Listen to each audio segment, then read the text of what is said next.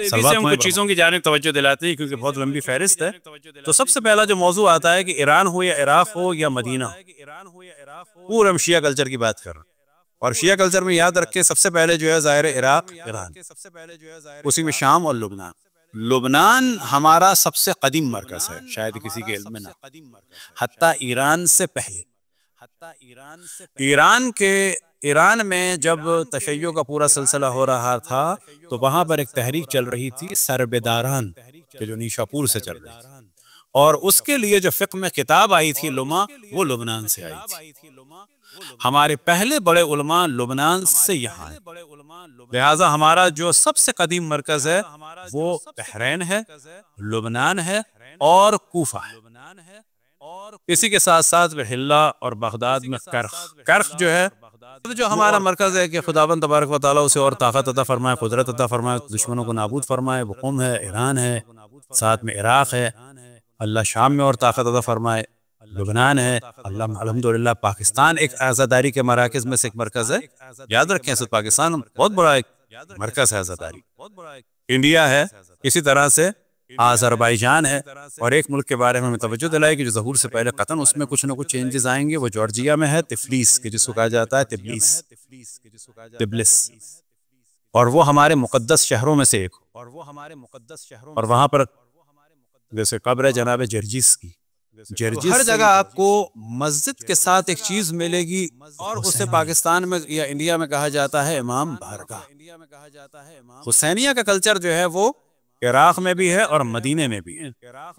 اور مدینے میں تو آپ جانتے ہیں کہ شیخ العامری کا جو حسینیہ تھا، اور ان کے علاوہ بھی ہم بعض حسینیوں میں گئے کہ جو ہماری ہمیشہ سے خواہش تھی کہ کاش جب ہم جائیں تو وہاں پر حسینیہ کا جو اصل کانسیپٹ ہے کہ جس کے بارے میں اعتراض کیا جاتا ہے کہ شیعوں کے حسینیہ ہے، مسجد نہیں ہے. تو ہمیں کیا جواب دینا ہے کہ ہمارے ہاں مسجد کے اتنے سخت احکام ہیں، جن میں سے ایک یہ کہ وہ بک نہیں سکتی.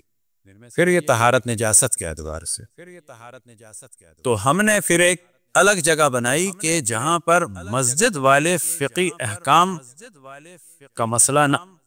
مثال کے طور پر خواتین بعض ایام میں مسجد میں نہیں آ سکتی، اسی طرح سے بعض ادیان اور پھر بچوں کے مسئلے. اب اس کے لیے کیا کیا جاتا ہے کہ مسجد جو چھوٹی بنائی جاتی ہے وہ اس وجہ سے کہ اس میں آنے والے لمیٹڈ ہوتے ہیں اور اس کے احکام سے، اور پھر اس کے بعد امام بارگاہ بنائی جاتی ہے تاکہ اس میں ہم کسی کو بھی بلا سکیں، اور مسجد کے جو آداب ہیں اور جو احکام ہیں ان کی نسبت ذرا یہاں پر کھلا ماحول ہو، اور وہ قیود نہ ہو کہ جو فقہی اور شرعی اعتبار سے مسجد کے لیے خصوصاً اس کے احترام کی وجہ سے.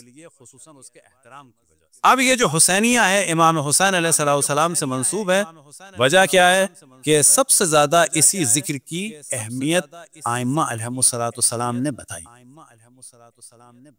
کہ شاید ہم نے توجہ دلائی کہ اگر ہمارے پاس 14 سجدگاہیں ہوں تو کس کو ہمیں منتخب کرنا چاہیے بحکم ائمہ علیہم السلام. ہم نے کہا بھی کہ ملا کے بنانے کا امکان نہیں ہے. 14 معصومین سے منسوب اتنی بڑی ہوں کہ ایک وقت میں ایک ہی رکھی جا سکتی، اور 14ویں یعنی خود امام زمان علیہ السلام کے دست مبارک میں یہ 15 کی 15 رکھی ہوں. پوچھا جائے کہ اس میں سے کس پر سجدہ کرنا سب سے زیادہ ثواب کا سبب ہے تو جواب تربت قبر مطہر امام حسین علیہ السلام. یعنی نماز میں بھی توجہ دلائی جا رہی ہے، یاد دلایا جا رہا ہے. کیا یہ چیز ذہن میں رہے کہ پتہ چلے کہ یہ جو اللہ اکبر کی ندا ہے، یہ جو قیام ہے، یہ جو قرآن ہے جس کی تلاوت کر رہے ہیں، یہ جو ذکر ہے،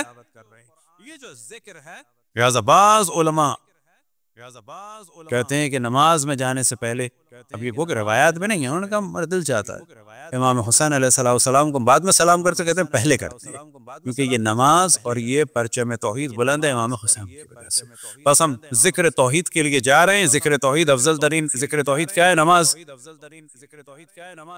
یہ کس کے ذریعے سے پہنچا؟ کس کے خون کے ذریعے سے؟ امام حسین. السلام علیکہ یا ابا عبداللہ. اللہ اکبر اللہ اکبر اللہ اکبر. یہ ہمارے بعض علماء مراجع کی روش ہے تاکہ پتہ چلے.